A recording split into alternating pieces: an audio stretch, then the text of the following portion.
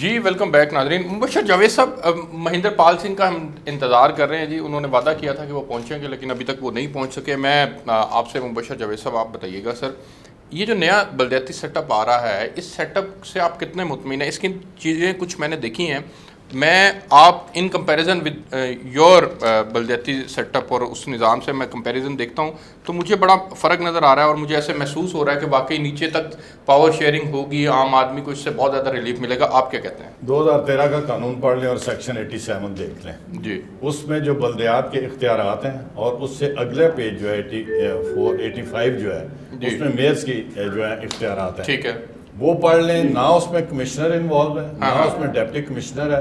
Mayor جو ہے وہ ڈائریکٹ کانٹیکٹ ہے گورنمنٹ آف پنجاب کے ساتھ. بالکل ٹھیک ہے. اس نے جو بجٹ بنانا ہے, جو کچھ کرنا ہے, وہ اوپر جائے گا اور وہ اپروول ہو کے واپس آ جائے گا. بالکل ٹھیک ہے. یہ جو 38 کے قریب اختیارات میں, اس میں آخری پیرا جو ہے نا 87 کے بعد 88, وہ کہتا ہے کہ یہ جو سارے اختیارات ہیں کسی ایک آرگنائزیشن, اسٹیبلشمنٹ یا ایک فرد کو دیے جا سکتے ہیں.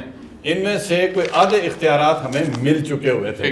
اس کا سب سے بڑا جو ثبوت ہے وہ Lahore solid waste management company ہے. سر ناظم یا میئر کا انتخاب براہ راست ہوتا ہے, تو یہ اچھی بات نہیں ہے. اب میں آپ کو بتاتا ہوں, کر لیں. یہ آپ کے سامنے پڑھی ہے لسٹ, آپ نے فرمایا ناظم اور میئر جو ڈائریکٹ الیکٹ ہوگا, میننگ دیر بائی کہ وہ لاہور کے جو 44-45 ایم این ایز اور ایم پی ایز ہیں وہ ان سے بھی سٹرونگ ہو کر آئے گا. مگر وہ کس کے دستے نگر ہے؟ ڈپٹی کمشنر کے. اس کا کوئی فیصلہ جو ہے ڈپٹی کمشنر رد کر سکتا ہے. اس نے ہر چیز کی اپروول جو ہے وہ ڈپٹی کمشنر سے لینی. اس بیچارے کے تو ہاتھ بندھے ہوئے ہیں, اس کے تو ہاتھ میں اختیار ہی کوئی نہیں ہے. وہ خالی پروپوزل بنا کے ڈپٹی کمشنر کو بھیجے گا. ٹیکنوکریٹس کی شمولیت بھی لا رہے ہیں. ٹیکنوکریٹس کی شمولیت سے بھی تو حالات بہتر ہوں گے نا سر. وہ ٹیکنوکریٹ کی سیٹ کہاں ہے پھر؟ وہ جو انہوں نے 50 کے 60 کونسلر رکھے ہیں, اس میں 2 یا 3 جو کابینہ آپ منتخب کرے گا اس میں آدھا حصہ جو ہے وہ ٹیکنوکریٹس کا بھی ہوگا. نہیں, ٹیکنوکریٹس کہاں سے لائیں گے؟ کیسے الیکٹ ہوں گے؟ وہ عوام میں موجود ہیں. الیکٹ ہوں گے, عوام میں موجود ہیں. نہیں, وہ الیکٹ ہوں گے تو پھر, مگر وہ ہر بندہ جو ہے وہ ٹیکنوکریٹ ہو کے بھی جو ڈپٹی کمشنر ہے, بیوروکریٹ ہے, ان کا سارے فیصلے جو ہیں وہ فائنل کرے گا. یہ آئیڈیل سچویشن نہیں ہے. اگر پولیس بھی آ جائے, میری بات سنیں, جب میئر ہی مرہون منت ہے ڈپٹی کمشنر کا, تو پولیس کا سیٹ اپ کس طرح ہوگا؟ لیٹ سے وہ جو 50 یا 60 انہوں نے کونسلر کہے ہیں کہ وہ ہوں گے اور وہ سارا جو پینل ہے وہ جیتے گا. لیٹ سے ان کو ووٹ دوسری گروپ سے یہ جماعتی ہو رہے ہیں, جو نیچے ہیں وہ غیر جماعتی ہو رہے ہیں, یہ جیت جاتے ہیں. اور وہ جو 50 ہیں ان کا کون سا ایریا ہوگا یہ کہیں نہیں. یعنی آپ کو یہ لگتا ہے کہ ایس ایچ اوز کو یا ڈی ایس پیز کو یا ایس پیز کو کس فارمیشن میں لا کے میئر کے ماتحت کریں گے؟ کہیں نہیں لکھا ہوا. پولیس کیا ایک وہ بکروں کا ریوڑ ہے کہ وہ کہیں باندھ دیں گے اور وہ کہیں گے جی یہ پولیس آپ کے حوالے؟ کوئی اس میں آرگنائزیشن. اچھا مجھے یہ بتائیں, آپ لوگوں کو جو آتے ڈی نوٹیفائی کر دیا گیا, اس کے پیچھے سرحداً پولیٹیکل ریزنز تھی؟ پولیٹیکل ریزن اور کوئی وکٹمائزیشن ہے. اچھا. اور پنجاب کے عوام اور خاص طور پہ لاہور کے عوام کو وکٹمائز کیا گیا ہے. نئے سیٹ اپ سے مختلف کچھ بھی نہیں ہے. آپ جو پرانا سیٹ اپ تھا وہی رہے گا, وہی بہتر ہے. نئے سیٹ اپ میں مختلف کچھ بھی نہیں ہے, آپ یہ کہہ رہے ہیں؟ نہیں, نیا سیٹ اپ سمجھ میں نہیں آ رہا. دیکھیں آپ میری بات سنیں, میں نے محلے والوں سے, لاہور شہر کے مختلف لوگوں سے رابطہ کیا کہ الیکشن ہونا ہے. وہ کہتے ہیں جی ہاں بالکل, جس طرح پہلا یو سی سی 13 آدمی ہوں گے, چیئرمین ہوگا, وائس چیئرمین ہوگا, نان جماعتی ہوگا. یعنی کہ جو پرویز مشرف والا وہ بیچارے سمجھ رہے ہیں, ان کو یہ پتہ ہی نہیں ہے کہ جو سب سے زیادہ ووٹ لے گا محلے میں سے وہ بن جائے گا چیئرمین, یا اس کا انہوں نے پتہ نہیں کوئی اور نام رکھا میئر, ناظم, جو بھی ہے. اور اس کے بعد جو 5-6 ہیں, اور وہ پھر نیبرہڈ میں تو ایک ان کی متعین ہے تعداد. ٹھیک ہے جی. اور جیسے ہی آپ جاتے ہیں ولیج پنچایت میں آبادی کے حساب سے کوئی یونیفارمٹی نہیں ہے. کہیں پر 5 ممبر کی ہوگی پنچایت, کہیں پر 4 ممبر کی ہوگی, کہیں پر 3 ممبرز کی ہوگی. تو جب ایک گاؤں میں 2 والی ہے, 7 والے گاؤں میں 5 کی ہے, تو کتنی کا ہمارے پاس ایجوکیشن ہے, کتنے کا ہمارے پاس ایڈمنسٹریٹو کیپیبلٹیز ہیں, کس طریقے سے ہم چلائیں گے ہزاروں کے حساب سے. میں آپ سے اچھا سر, اس میں اچھی بات یہ ہے کہ ڈیولپمنٹ اتھارٹیز کو بھی مقامی حکومتوں کے ماتحت کریں گے. اس میں ایل ڈی اے ہو گیا مثال کے طور پر, اور یہ ساتھ ہی واسا اور پورا کرکٹ اٹھانے کا جو نظام ہے یہ بھی اس نئے سیٹ اپ کے اندر جو ہے وہ مقامی حکومتوں کے زیر. یہ تو پھر ڈپٹی کمشنر ہے نا جی. ساری چیز کی جو فائنل اتھارٹی ہے ضلع میں وہ ڈپٹی کمشنر ہے. میئر جو پورے لاہور سے یا پورے ڈویژن سے ووٹ لے کر آئے گا, یعنی کہ آپ نے اس کو بالکل ریفیوز کر دیا, کوئی تبدیلی. عوامی حکومت کو کیسر شریف صاحب کہہ رہے ہیں کہ یہی سیٹ اپ کے پی کے میں موجود تھا اور وہاں پر عمران خان صاحب باقاعدہ تعریف بھی کیا کرتے تھے, عوام کو وہاں پر اس نے ڈیلیور بھی کیا. یہ ساتھ بیٹھے ہیں, ایک سال سے تو کچھ بھی نہیں. آپ کہہ رہے ہیں کہ پنجاب میں یہ فائدہ مند کوئی نہیں ہوگا. کیسر صاحب پلیز اس پہ کمنٹ کیجیے گا. سوری کیسر صاحب سے میں 2 منٹ کی اجازت دے لیتا ہوں. پنجاب اور کے پی کے حالات بہت فرق ہیں, جغرافیکل کنڈیشن بہت فرق ہے, وہاں کے لوگوں کا رہن سہن بہت فرق ہے, اور وہاں پر کوہیجن جو ہے میں آپ کو بتاتا ہوں, ہمارے گاؤں میں ہمارے علاقے وہاں جو پشتون بھائی ہیں نا وہ ایک دوسرے کو پشتون ہی سمجھتے ہیں معذرت کے ساتھ, اور ہمارے پنڈاج یہ فلانی ذات ہے, یہ فلانی برادری ہے, یہ چودھری ہے, یہ مراسی ہے. یہ الیکشن کے کنڈکٹ کے اوپر آپ بات کر رہے ہیں نا, ہم تو یہ انتظامی معاملے کی بات کر رہے ہیں اور بات یہ کر رہے ہیں کہ عوام کو فائدہ پہنچے گا کہ نہیں. اور جب یہ غیر جماعتی ہوں گے تو یہ تو کوئی کنسنسس ہی نہیں ہوگا ان لوگوں میں. غیر جماعتی الیکشن میں غریب مجھے کیسر صاحب کی رائے لیں, نیچے چلا جائے گا, کیسر صاحب سوکھ والا اوپر آ جائے گا. کیسر صاحب انہوں نے بالکل اس کو جو ہے وہ مسترد کر دیا. یہ کہتے ہیں کہ یہ ٹھیک سیٹ اپ نہیں آ رہا, اگر یہ آتا ہے تو اس سے عوام کو کوئی فائدہ نہیں پہنچنے والا. کیا کہیں گے؟ اور ایک پوائنٹ, یہ وہ کے پی کے والا نہیں ہے پورا, وہ ہمارے پاس دیکھیں اس میں جو بلدیاتی ادارے ہیں وہ تو ظاہر ہے جینے مرنے کے سارے معاملات اور ساری چیزیں عوام کے لیے ان کو کرنا ہوتی ہیں. جو ماضی میں جو اچھی پریکٹس رہی ہے اس میں تو یہ چیز نظر آتی ہے. ظاہر ہے جو پانی کی سہولت ہے, صحت کی سہولت ہے, جس طرح یو سی جو ہے وہ مبشر صاحب بتا رہے تھے کہ شادی اطلاق اور پیدائش کے اندراج سے لے کے پھر پنچایتیں, پھر مصلحت, وہ سارا معاملہ جو ہے وہ بلدیاتی ادارے کرتے رہے ہیں. اور فنڈ جب بلدیاتی اداروں کو ملتے ہیں تو اس کی یہ جو لائٹس کے مسئلے ہیں, یہ جو روڈز ہیں, یہ چھوٹی چیزیں جتنی بھی ہیں, گلی محلے میں جو مسائل ہیں, سیوریج کے ہیں, دوسرے ہیں, یہ بہتر انداز میں کیے جا سکتے ہیں. جہاں تک مبشر صاحب نے اس پہ بات کی ہے, یہ اس پہ بات کی جا سکتی ہے.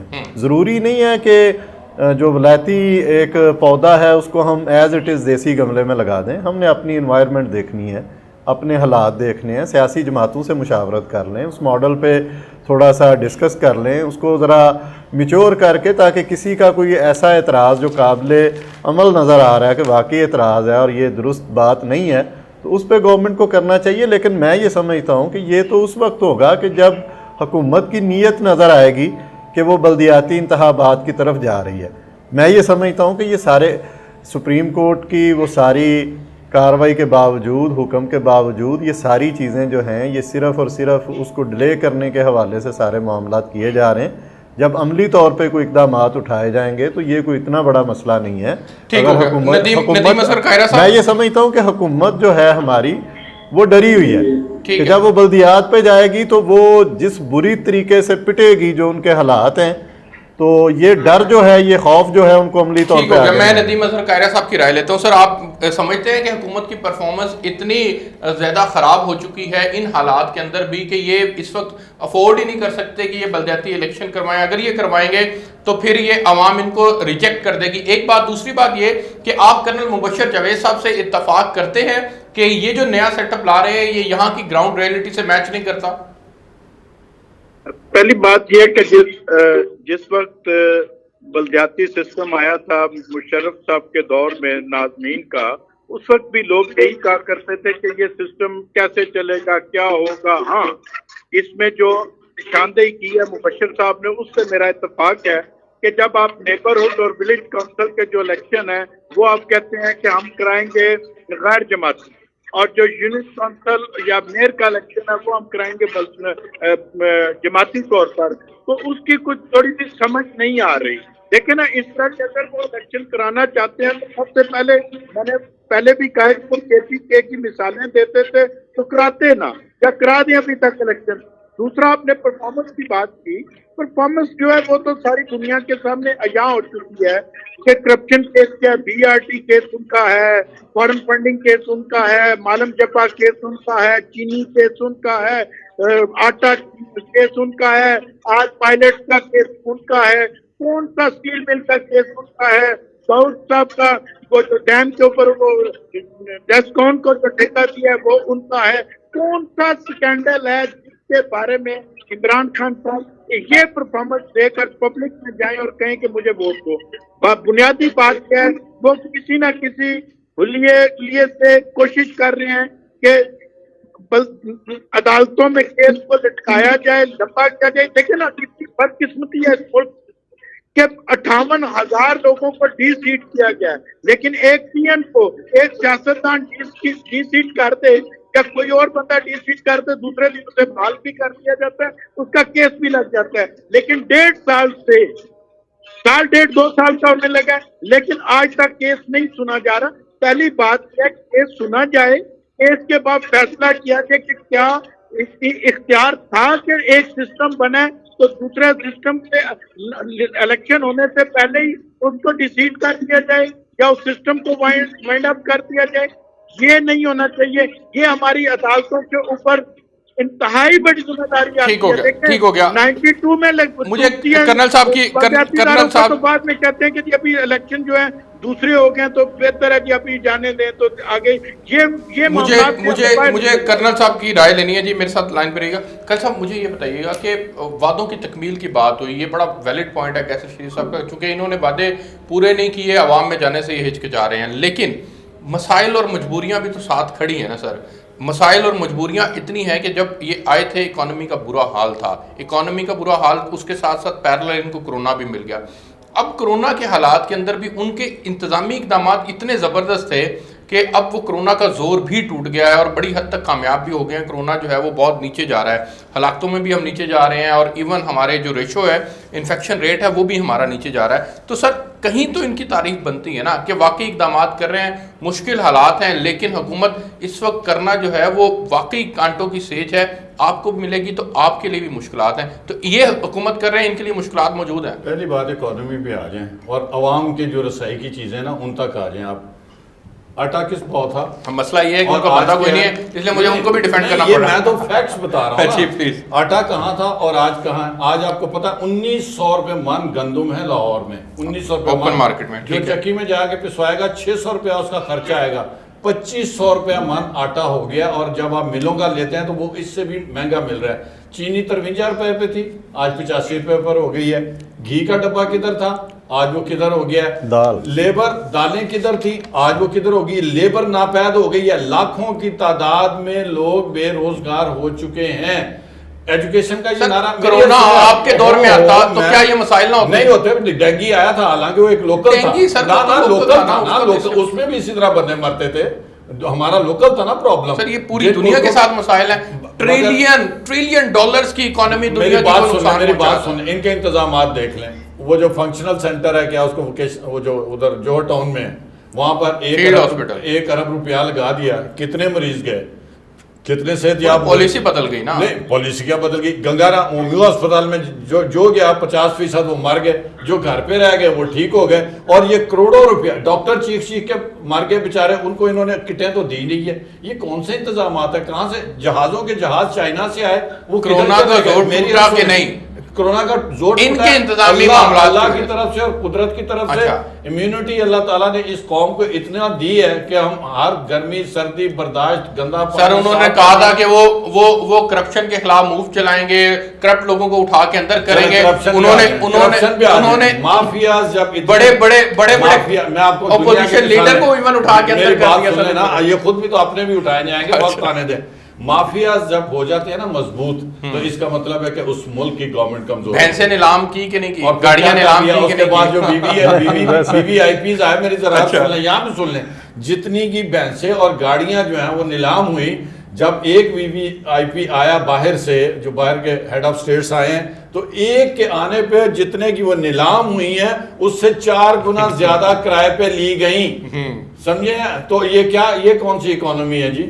अच्छा, अब आ जाए आप, जो इनकी परफॉर्मेंस है, ये तालीम का नारा लगाते थे ना, सारी यूनिवर्सिटियों में फीसें नहीं जा रही हैं, ग्रांट्स नहीं जा रही हैं। और यूईटी कितना पुराना इदारा है पाकिस्तान में और दुनिया में, इसके 50 लाख लोगों को, खानदानों को इन्होंने अब तक इंसाफ कार्ड दे दिया है। पहले भी बेनजीर इनकम सपोर्ट मिलता था।